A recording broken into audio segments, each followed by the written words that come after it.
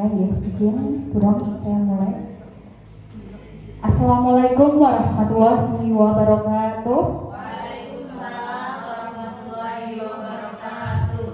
Yang terhormat kepada Ibu Kepala SD Negeri 2 Wonorejo, Ibu Siti Romlah MPD.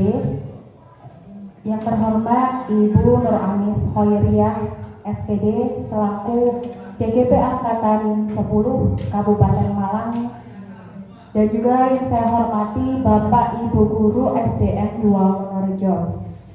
Pertama-tama marilah kita panjatkan puji syukur kehadirat Allah Subhanahu wa taala karena pada siang hari ini kita semua dapat berkumpul di sini dalam keadaan sehat walafiat dalam acara diseminasi budaya positif dari CGP Angkatan 10 Kabupaten Malang yang akan dipaparkan oleh rekan hebat kita yaitu Ibu Nur Anis Khoiriyah SPD. Salawat serta salam tak lupa tetap kita curahkan kepada junjungan kita Muhammad Sallallahu Alaihi Wasallam yang telah membimbing kita dari jalan kegelapan menuju jalan yang terang benderang. Adapun susunan acara pada kegiatan hari ini yaitu yang pertama pembukaan, yang kedua menyanyikan lagu Indonesia Raya, yang ketiga sambutan Kepala Sekolah SDN 2 Wonorejo, dan yang keempat acara inti yaitu diseminasi budaya positif, kelima sesi tanya jawab, dan yang terakhir yaitu penutup. Untuk sebelum kita mulai ke acara, mari kita berdoa terlebih dahulu agar kegiatan yang kita laksanakan hari ini dapat berjalan dengan lancar. Berdoa dipersilahkan.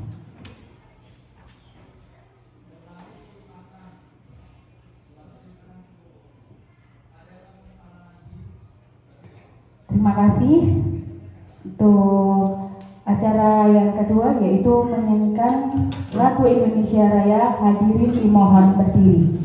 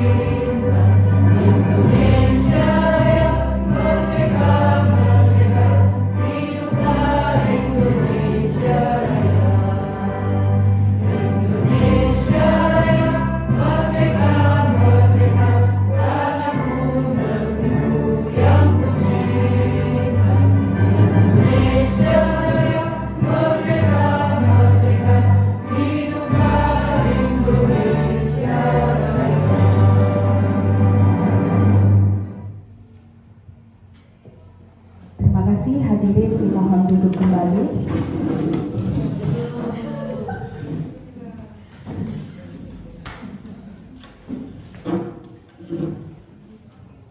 Untuk acara ketiga yaitu sambutan Kepala Sekolah SDN 2 Wonorejo. Kepada Ibu Siti Romlah MPD kami persilahkan.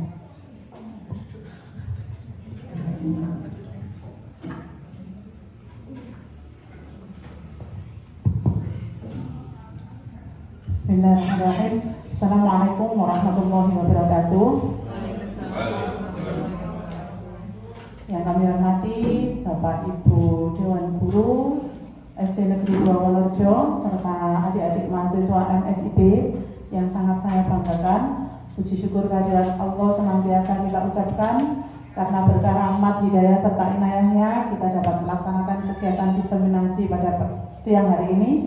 Tak lupa sholawat serta salam semoga tetap tercurah kehadirat junjungan kita Nabi besar Muhammad SAW yang senantiasa kita harapkan syafaatnya ila yaumil qiyamah.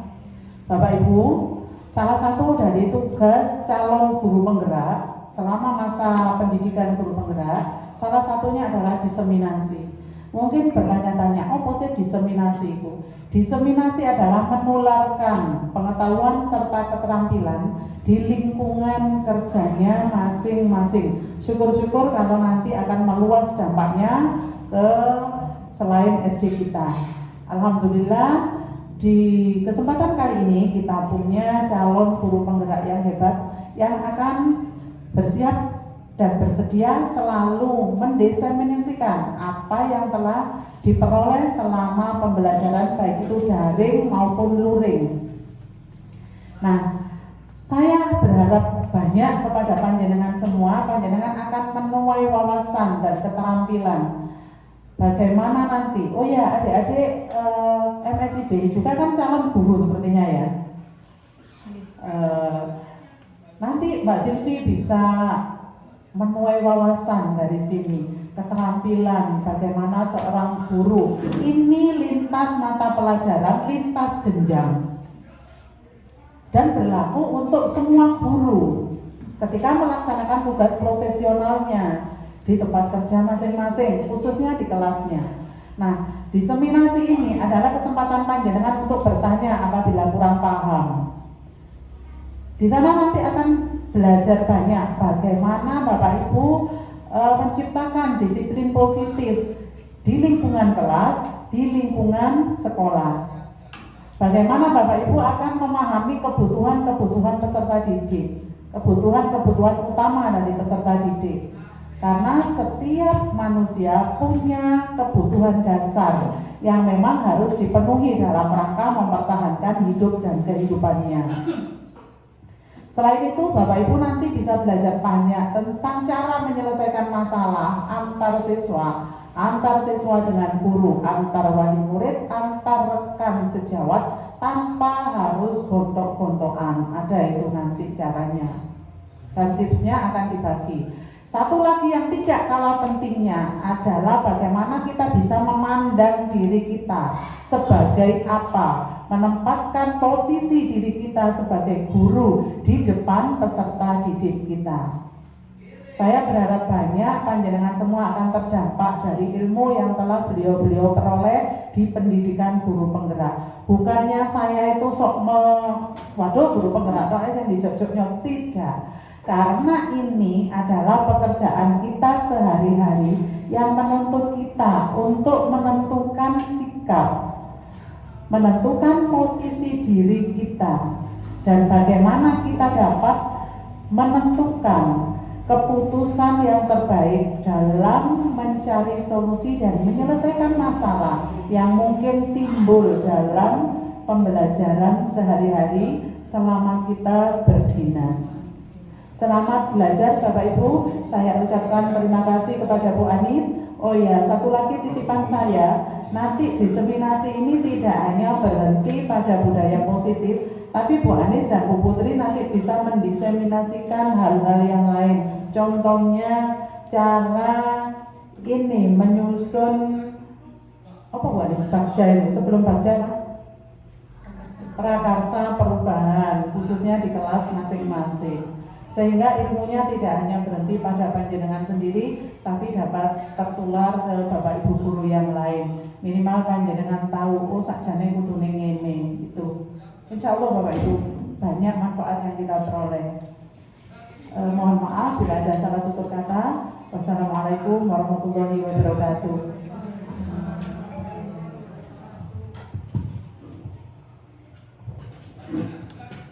Terima kasih kepada Ibu Siti Romlah MPD atas sambutannya dan juga pesan untuk kita semua. Baik Bapak Ibu, untuk acara diseminasi budaya positif yang akan disampaikan dan dipaparkan oleh rekan kita Ibu Nur Anis Hoiria SPD. Kepada Ibu Anis, saya persilahkan.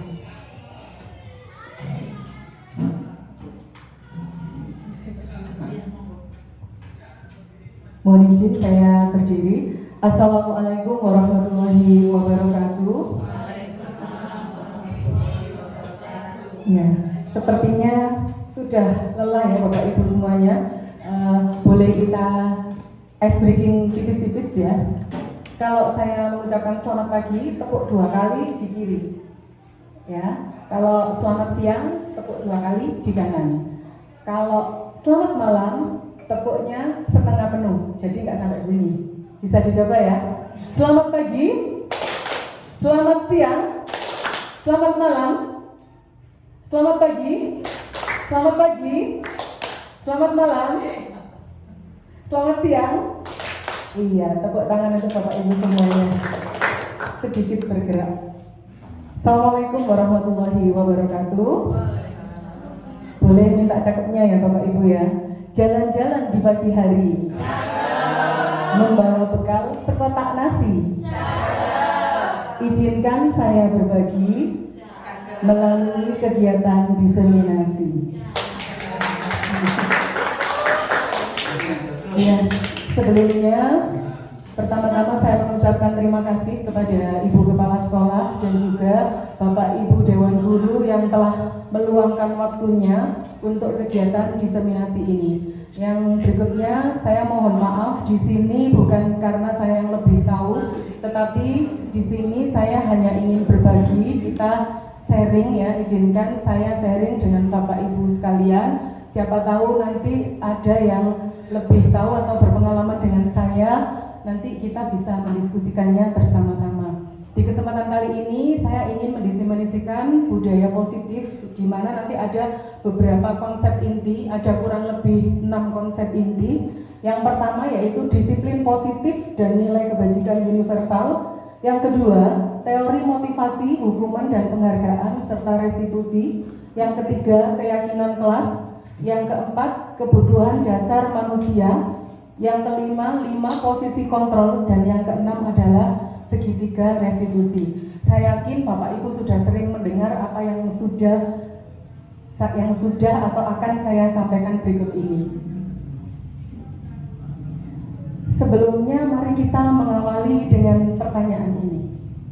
Pernahkah kita bertanya pada diri kita sendiri, bagaimana kita berperilaku? Mengapa kita melakukan sesuatu? Apakah kita melakukan sesuatu karena adanya dorongan dari lingkungan atau dorongan orang lain?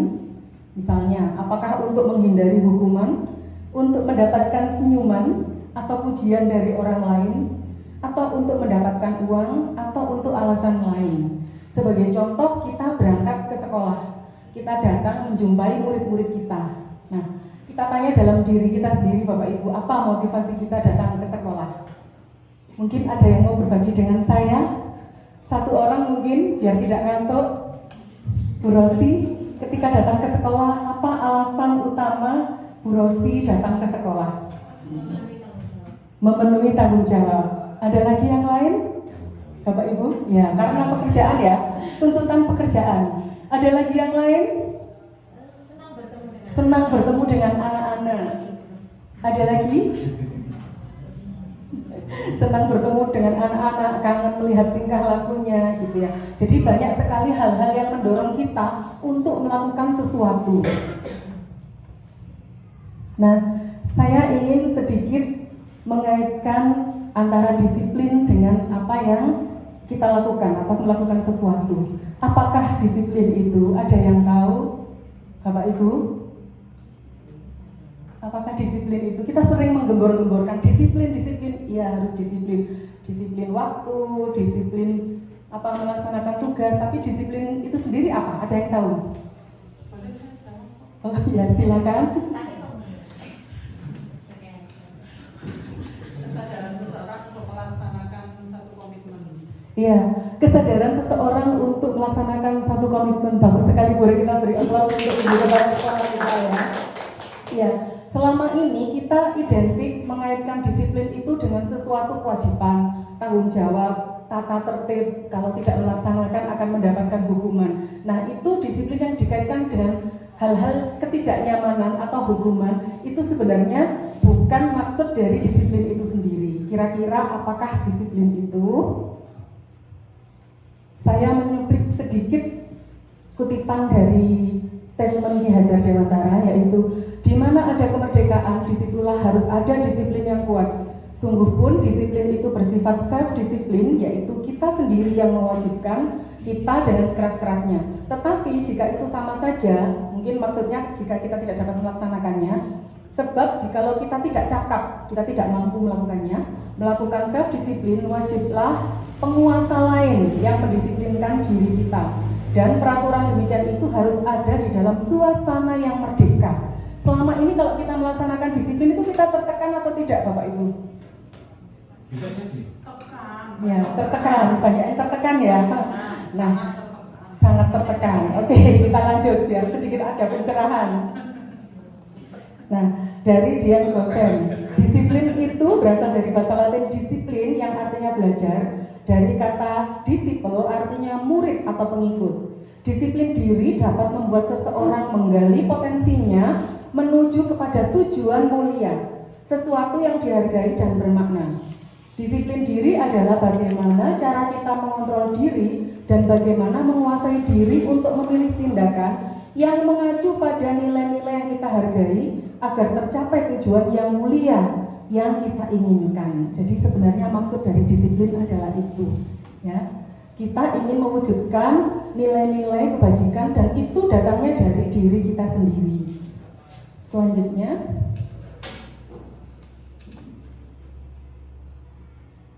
nilai-nilai kebajikan. Nilai-nilai kebajikan adalah sifat-sifat positif manusia yang merupakan tujuan mulia yang ingin dicapai setiap individu. Nilai-nilai kebajikan yang diyakini seseorang, maka motivasi intrinsiknya atau motivasi dari dalam dirinya akan terbangun, sehingga menggerakkan motivasi dari dalam untuk mencapai tujuan mulia yang diinginkan.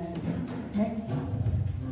Nah, ini yang kita sering mengucapkan, apa sih nilai-nilai kebajikan yang ingin kita tanamkan kepada siswa?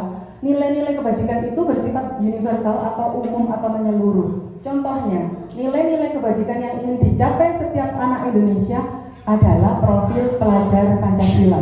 Masih ingat ya Bapak Ibu profil pelajar Pancasila? Apa saja?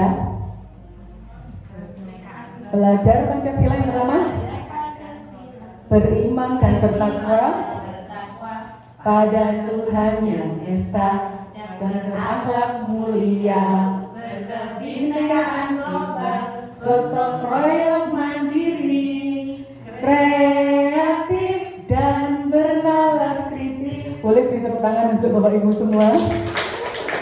Nah, jadi itu tidak hanya sekedar kata-kata, itu yang ingin kita wujudkan ada dalam diri anak-anak. Selanjutnya, teori motivasi, hukuman, dan penghargaan.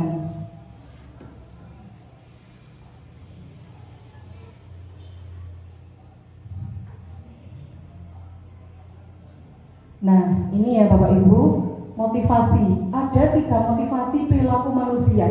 Kita melakukan sesuatu pasti ada alasannya. Yang pertama, untuk menghindari ketidaknyamanan atau hukuman. Misal ini ya pada anak-anak. Anak-anak datang jam 7 karena takut terlambat, karena takut dihukum oleh Bapak Ibu guru. Nah, itu berarti motivasinya untuk menghindari ketidaknyamanan atau hukuman. Yang kedua, untuk mendapatkan imbalan atau penghargaan dari orang lain. Ayo anak-anak, siapa nanti yang PAS-nya atau AAT-nya dapat 100, saya beri hadiah. Saya beri 50.000. Nah, anak-anak bersemangat, tapi itu bukan karena motivasi dari dalam dirinya, melainkan untuk mendapatkan imbalan atau penghargaan dari orang lain. Nah, beralih ke motivasi yang ketiga, untuk menjadi orang yang mereka inginkan dan menghargai diri sendiri dengan nilai-nilai yang mereka percaya. Kira-kira kalau kita menerapkan disiplin itu motivasi mana yang kita harapkan dari murid-murid kita? Yang pertama, kedua, apa yang ketiga?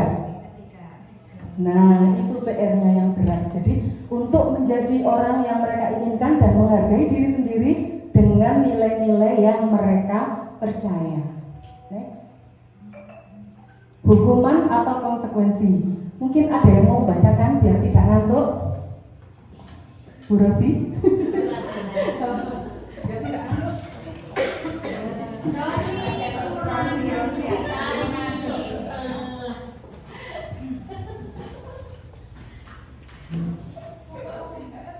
Hukuman atau konsekuensi. Doni kurang menyukai pelajaran matematika, sehingga saat pelajaran matematika ia lebih banyak diam dan menggambar di buku pelajarannya. Saat Pak Bimo, guru matematikanya, menanyakan pertanyaan Doni, menjadi gugup dan tak sengaja menjatuhkan tasnya dari kursi, serta tiba-tiba menjadi gagap pada saat berupaya menjawab. Seluruh kelas pun tertawa melihat perilaku Doni yang bicara tergagap dan terkejut tersebut. Pak Bimo saat itu membiarkan teman-teman Bimo menertawakannya. Doni yang tergagap malu luar biasa.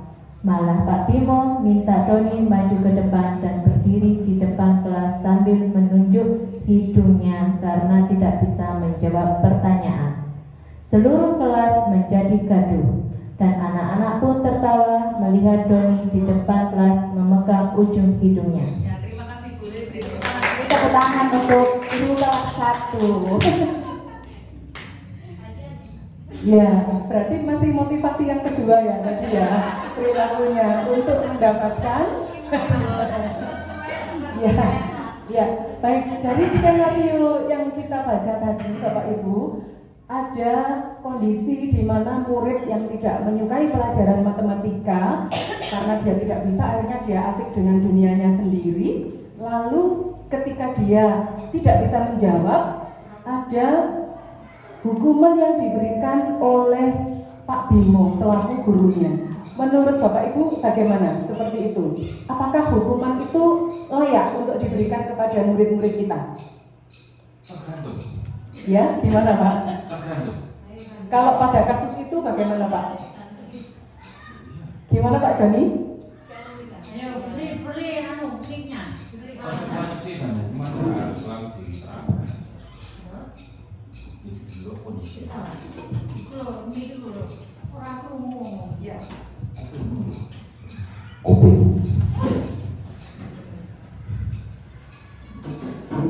Hukuman kepada setiap anak tidak harus selalu diberikan, tergantung dengan kondisi dan situasi berat atau tidaknya hukuman tersebut. Kalau saya cuma melihat dari cerita tersebut, seharusnya tak perlu ada hukuman. Biarkan anak berkembang dengan sesuai dengan kondisinya masing-masing. Seperti itu. Kasus yang seperti apa yang kira-kira perlu mendapatkan hukuman menurut Pak Joni? Nah, kalau menolong seperti itu. Mencuri ya. Kalau hanya gaduh di kelas itu kita kasih hukuman, sangat. Kursi nggak mesti. Nanti itu bareng-bareng.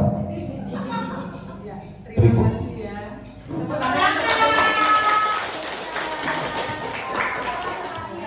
Oh iya, tetap salah. Luar biasa sekali ya, sepakat ya dengan apa yang disampaikan Pak Joni tadi bahwa tidak selamanya kita memberikan hukuman, apalagi pada kasus tersebut tidak perlu memberikan hukuman.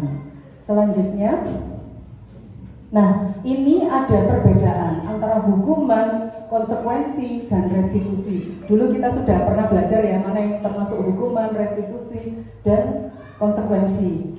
Saya di sini ingin berbagi bahwa jika kita memberikan hukuman itu akan memberikan identitas gagal kepada anak. Apa sih identitas gagal itu? Contohnya, oh kamu nggak bisa, kamu itu yang jelek-jelek, sesuatu yang negatif itu identitas gagal. Anak merasa aku akan disalahkan terus karena telah melakukan meskipun itu kesalahan yang sangat kecil. Nah, sedangkan identitas sukses itu bisa kita capai melalui konsekuensi dan restitusi. Ini adalah contoh disiplin.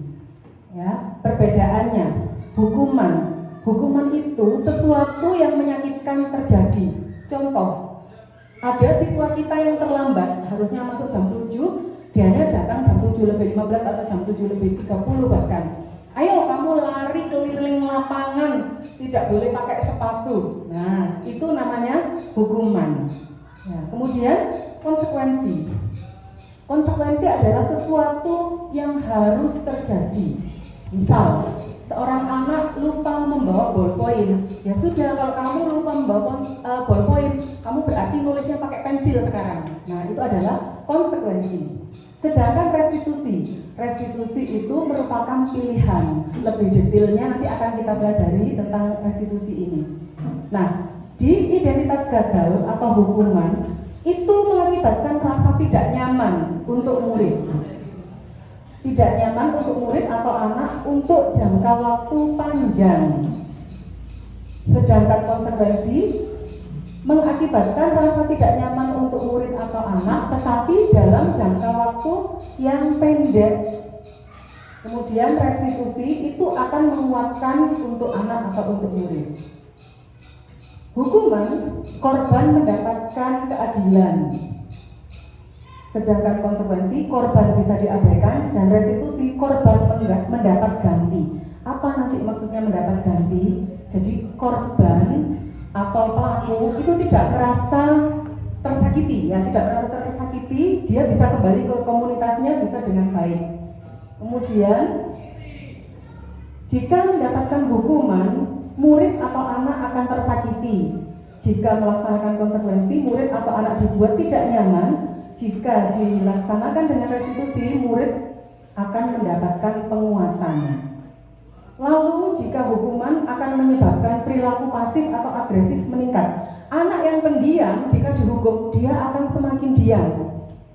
Sebaliknya, anak yang agresif atau anak yang nakal, kita beri hukuman, dia akan semakin agresif. Agresifnya semakin meningkat. Ini mungkin kita sudah merasakan ya Bapak Ibu, anak ini dihukum nggak tambah insaf, tambah lagi. Ternyata seperti itu dampak atau efek dari hukuman. Sementara untuk konsekuensi, penguatan hanya bertahan dalam jangka waktu pendek, sedangkan untuk restitusi, masalah akan terpecahkan. Next. Nah, ini Bapak Ibu mungkin bertanya-tanya, apa sih restitusi tadi? Hukuman, konsekuensi, restitusi. Kalau hukuman, konsekuensi mungkin sudah banyak yang paham. Restitusi.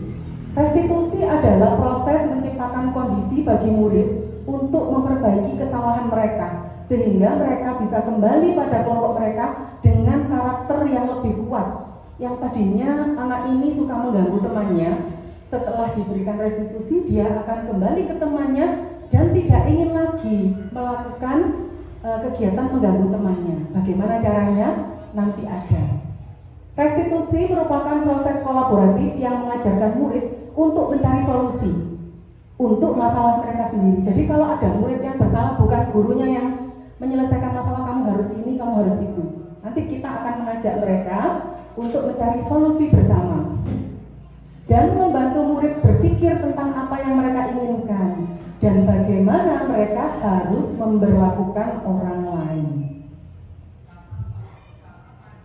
Oke, kita lanjut materi selanjutnya, yaitu keyakinan kelas.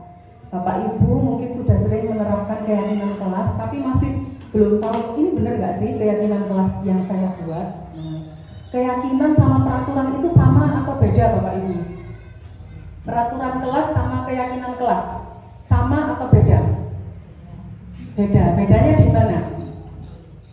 Kalau keyakinan itu mungkin muncul dari nuraninya sendiri. Ya. Peraturan mungkin berdasarkan Dibuat oleh siapa? Oleh gurunya, saya. Beri tepuk tangan untuk Bu Ita. Oke, ini ya. Iya, saya jadi malu ini. Semuanya sudah ngerti.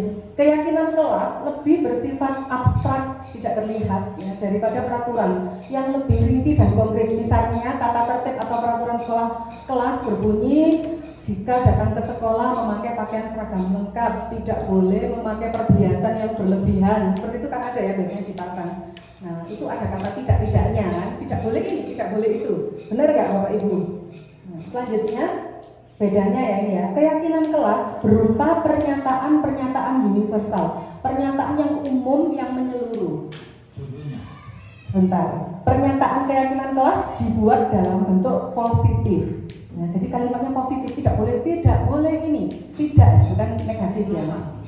Oke. Keyakinan kelas hendaknya tidak terlalu banyak sehingga mudah diingat dan dipahami semua warga kelas. Keyakinan kelas sebaiknya sesuai yang dapat diterapkan di lingkungan tersebut. Semua warga kelas hendaknya ikut berkontribusi dalam pembuatan keyakinan kelas lewat kegiatan curah pendapat. Next, menjawab pertanyaannya Pak Joni. Nah ini prosedur pembentukan keyakinan kelas atau sekolah. Yang pertama, mempersilakan warga sekolah atau murid bercurah pendapat tentang peraturan yang telah disepakati di sekolah atau di kelas. Nah, biasanya anak-anak, apa peraturannya sebelum kita melaksanakan kegiatan pembelajaran? Misalnya, tidak boleh keluar masuk Bu saat pelajaran, tidak boleh makan saat pelajaran, harus mengikuti pelajaran dengan baik, mendengarkan guru apabila menerangkan gitu ya, tidak boleh bicara sendiri. Seperti itu kan ya biasanya. Nah, peraturan kelas. Yang kedua, mencatat semua masukan murid di papan tulis atau kertas besar ukuran poster di mana semua murid dapat melihat hasil curah pendapat. Nah, contohnya seperti itu ya. Peraturan kelasnya dikumpulkan dulu. Kita sudah pernah praktek ya membuat keyakinan kelas dulu. Belum. Sudah. Oke, sekarang setelah peraturan tadi ditulis ya, menyusun keyakinan kelas sesuai prosedur pembentukan keyakinan kelas atau sekolah. Ganti kalimat negatif menjadi positif. Contoh tadi, tidak boleh rame saat pelajaran. Nah, kira-kira diganti dengan kata apa? Tidak boleh ada kata tidaknya. Boleh rame ketika sudah selesai pelajaran. Ya, boleh rame ketika sudah selesai pelajaran. Ini kelas 1 ya? Ya, lanjut, apa lagi? Memperhatikan saat Iya, memperhatikan saat pembelajaran atau fokus pada saat pembelajaran. Jadi di keyakinan kelas itu tidak mencantumkan kata tidak atau yang konotasi negatif. Itu ya Pak Jani ya. Kemudian meninjau kembali daftar curah pendapat yang masih berupa peraturan diubah menjadi keyakinan atau nilai kebajikan. Contoh, kalau kita berkendara harus memakai helm. Nah, itu masih peraturan kan ya. Nah, untuk apa kita harus memakai helm pada saat kita berkendara? Untuk keselamatan, keamanan lah. Keselamatan, keamanan itulah nilai kebajikan. Ya. Contoh, kita harus memakai masker pada saat ke rumah sakit atau ke tempat umum. Nah, itu kira-kira untuk apa tujuannya kita memakai masker? Tidak terpapar, tidak tertular.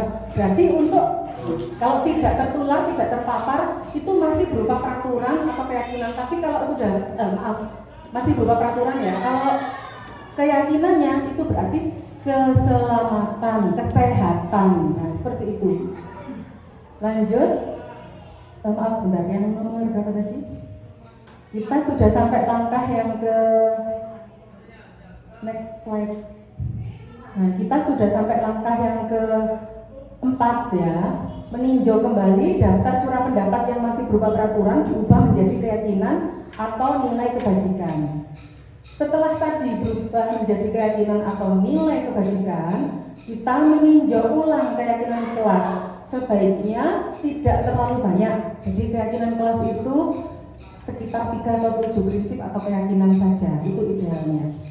Yang keenam, setelah selesai menyetujui, menandatangani keyakinan kelas dan ditempel di tempat yang mudah dilihat semua warga kelas atau sekolah. Seperti yang di belakangnya Bu Dian itu ya, sudah ada keyakinan kelasnya, kemudian ditandatangani oleh seluruh warga kelas.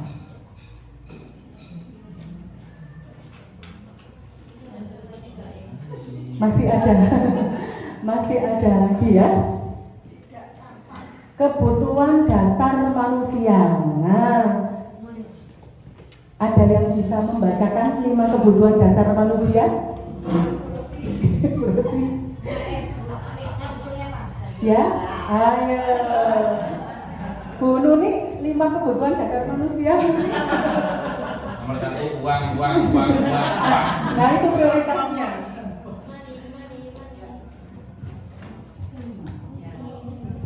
Gitu.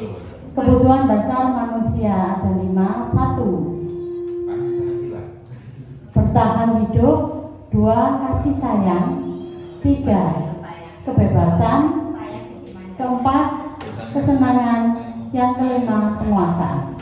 Terima kasih, tepuk tangan untuk Bu Juli. Ya, jadi itu 5 kebutuhan dasar manusia. Yang pertama bertahan hidup. Jadi bertahan hidup itu contohnya apa Bu Luli?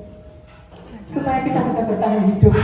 Iya, makan, minum. Jadi kebutuhan biologis, psikologis. Nah, itu biologis maksud saya itu contoh dari kebutuhan untuk bertahan hidup. Kita melakukan sesuatu itu pasti ada alasannya. Nah, alasannya ya karena kebutuhan dasar kita yang tidak terpenuhi. Yang kedua, kebutuhan kasih sayang. Jadi love ya, kasih sayang. Kemudian yang ketiga, kebutuhan dasar yang ketiga yaitu kebebasan. Yang keempat kesenangan, yang kelima penguasaan. Contoh Bapak Ibu, saya punya kasus seperti ini. Ada seorang siswa kelas 1 ya, yang di sekolah itu dia selalu saja mengejar ibu gurunya. Di sini ada ya Bapak Ibu ya. Ya, kemana-mana mengikuti Bapak Ibu guru, sama bilang Bu guru baik gitu ya, mengikuti ke sana kemari. Kira-kira kalau ada siswa yang selalu mengikuti Bapak Ibu gurunya, kebutuhan apa yang kira-kira kurang atau belum terpenuhi? Kasih sayang, betul sekali. Ya. Lalu ada siswa kelas 4. Siswa kelas 4 ketika dia diingatkan oleh gurunya, ayo nak perhatikan pada saat pembelajaran, dia cuek saja, ya acuh tak acuh, dia malah mengganggu temannya, dia malah berlari-lari di dalam kelas dan membuat keributan di dalam kelas, mencoret-coret hanya agar dia merasa titik-titik. Kira-kira kebutuhan dasar apa yang tidak terpenuhi atau belum terpenuhi dari siswa kelas 4 tersebut? Kebebasan, kesenangan juga, dia mau have fun, mau coret-coret ya, itu. Kemudian yang kelima adalah penguasaan. Penguasaan itu misalnya dia mengendalikan teman-temannya. Nah, berarti itu dia ingin menjadi penguasa atau kebutuhan akan penguasaannya masih belum terpenuhi. Next. 5 posisi kontrol. Ini kita juga sudah belajar ya Bapak Ibu, tidak ada salahnya kita ulangi lagi. Ada 5 posisi kontrol seorang guru dalam menyelesaikan masalah. Yang pertama sebagai penghukum, yang kedua pembuat orang merasa bersalah, yang ketiga posisi kontrol sebagai teman, yang keempat posisi kontrol sebagai pemantau, dan yang kelima sebagai manajer. Contoh sebagai penghukum. Ayo, kamu ini sudah terlambat, masuknya siang, tidak mengerjakan tugas pula. Sekarang silakan bersihkan kamar mandi. Nah, itu sebagai penghukum. Kemudian pembuat orang merasa bersalah. Cirinya dengan berkata lemah lembut. Ayolah nak, masa kamu gak kasihan sama bu guru? Nanti bu guru ini dihukum oleh ibu kepala sekolah kalau kamu tidak melaksanakan. Nah, justru itu membuat orang merasa bersalah. Kalau kita menggunakan kata seperti itu, aduh bu guru dihukum bu kepala sekolah gara-gara saya ya. Nah, itu membuat orang merasa bersalah. Terus yang ketiga sebagai teman.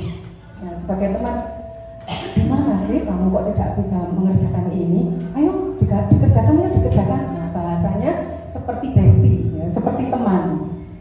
Lalu yang keempat sebagai pemantau. Pemantau ini biasanya dihubungkan dengan tata tertib, kemana-mana mencatat perilaku anak. Ayo kamu melanggar ini, melanggar ketertiban ini, kamu melanggar ini. Nah, itu disertai dengan data-data akurat kalau mau memecahkan masalah seperti ini. Dan yang terakhir sebagai manajer. Sebagai manajer ini kita menyelesaikan masalah menggunakan restitusi, mengajak anak duduk bersama untuk menyelesaikan masalah bersama. Sekarang menurut Bapak Ibu, mana yang kita sering melakukan posisi kontrol yang mana pada saat kita menyelesaikan masalah? Lebih sering sebagai penghukum kah? Pembuat orang merasa bersalah? Sebagai teman, sebagai pemantau, atau sebagai manajer? Selama ini kita di sekolah kombinasi ya, dari mana? Yang dominan yang mana? Yang pertama. Penghukum. Iya. Jadi ya terus sama yang mana? Ya tidak kita sadari memang guru nih kadang kita melakukan itu ternyata menghukum ya kan, sebagai penghukum. Terus sebagai apa lagi yang lebih sering? Sebagai pemantau ya, sebagai pemantau. Kamu tidak mengerjakan ini, kamu sudah melanggar kesepakatan yang ini loh buktinya kamu sekian kali tidak mengerjakan tugas. Nah itu ya, ini penjelasannya. Untuk penghukum, seorang penghukum bisa menggunakan hukuman fisik maupun verbal ya. Lalu untuk membuat orang merasa bersalah, biasanya guru akan bersuara lemah lembut seperti tadi. Nah ayolah tolong kerjakan, nanti kalau kamu tidak mengerjakan, bu guru yang akan mendapat hukuman dari ibu kepala sekolah. Kata-katanya lembut tapi nyelkit, jadi anaknya merasa bersalah. Sebagai teman, guru pada posisi ini tidak akan menyakiti murid, ramah, akan tetap berupaya mengontrol murid melalui persuasi, jadi membujuk. Tapi ada kelemahannya Bapak Ibu kalau kita ini menggunakan 5 posisi kontrol sebagai teman. Kelemahannya apa? Mungkin seseorang anak dekat dengan saya atau dekat dengan Bu Elis, tapi dengan guru lain dia tidak akan manut. Nah, itu kelemahannya kalau kita menggunakan posisi kontrol sebagai teman. Kemudian sebagai monitor atau pemantau, ini tadi sudah saya jelaskan ya, memonitor, selalu mengawasi, mencari data-data kekurangannya, kesalahan yang dilakukannya. Untuk sebagai manajer, respon yang menunjukkan tanggung jawab seorang guru dalam posisi terakhir ini. Manajer adalah posisi mentor ya. Mentor pembimbing di mana guru berbuat sesuatu bersama dengan murid, kemudian mempersilahkan murid untuk mempertanggungjawabkan perbuatannya atau perilakunya, mendukung murid agar dapat menemukan solusi atas permasalahannya sendiri. Nah, selanjutnya masih berkaitan dengan restitusi, ini adalah segitiga restitusi. Sudah pernah dengar ya Bapak Ibu ya? Sudah pernah mempraktekkan? Belum. Sepertinya sudah, tapi Bapak Ibu tidak menyadari. Ya, tidak menyadari. Jadi segitiga restitusi itu ada 3 langkah-langkahnya, di mana jika kita lakukan ini nanti akan mengembalikan murid kembali ke komunitasnya, karakternya akan menjadi lebih baik, lebih kuat. Langkah-langkahnya yaitu yang pertama, menstabilkan identitas atau stabilize the identity. Teori kontrolnya, kita semua akan melakukan hal terbaik yang bisa kita lakukan. Contoh, jika ada murid yang melakukan kesalahan, terlambat datang ke sekolah mungkin ya, bukannya kita langsung menghukum, kamu ini sudah terlambat, ayo keliling lapangan 5 kali. Tidak seperti itu, tetapi kita tanyakan ya, apa alasannya. Biasanya kalau melakukan sesuatu tadi karena ada apa? Kebutuhan yang tidak terpenuhi atau belum terpenuhi. Nah, kenapa kamu melakukan itu? Wajar kok melakukan kesalahan itu, manusiawi. Hampir semua orang melakukan kesalahan, tapi dilanjutkan. Yang kedua, validasi tindakan yang salah. Teori kontrolnya yaitu semua perilaku memiliki alasan. Tadi ditanya, kenapa sih kamu datang terlambat? Ya Bu, tadi malam saya nginap di rumah nenek saya. Tidak nginap sih, membantu biodo. Pulangnya malam sekali sehingga saya tidurnya sudah dini hari tadi. Makanya saya bangunnya kesiangan. Nah, itu kita tanyakan alasannya, memvalidasi tindakan yang salah. Lalu menurut kamu tindakan terlambat datang ke sekolah itu benar atau tidak? Biarkan murid yang menjawab, bukan gurunya. Kamu ini datang terlambat ke sekolah, kamu yang salah. Nah, biasanya kan kita gitu ya, sudah salah. Nah, kita tanya bagaimana keyakinan kelas kita? Ya Bu, keyakinan kelas kita harus masuk tepat waktu, atau keyakinan sekolah kita harus hadir jam 7 gitu ya. Yang terakhir langkahnya yaitu menanyakan keyakinan. Kita semua memiliki motivasi internal. Nah, disinilah tugas kita untuk bertanya dan memantapkan keyakinan murid kita. Kalau kita tanya, jadi menurut kamu datang terlambat tadi itu sesuai tidak dengan keyakinan kelas atau keyakinan sekolah kita? Menurut kamu langkah apa sebaiknya yang kita lakukan untuk memperbaiki tindakan kamu? Nah, semacam itu ya untuk menanyakan keyakinan. Next. Nah, ini mungkin slide terakhir. Ini contoh penerapan segitiga restitusi.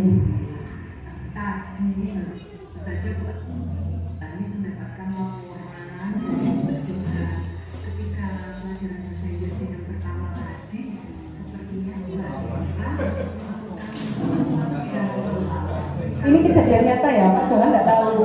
Jadi ketika pelajaran bahasa Inggris, siswanya ini makan dalam kelas. Mikir.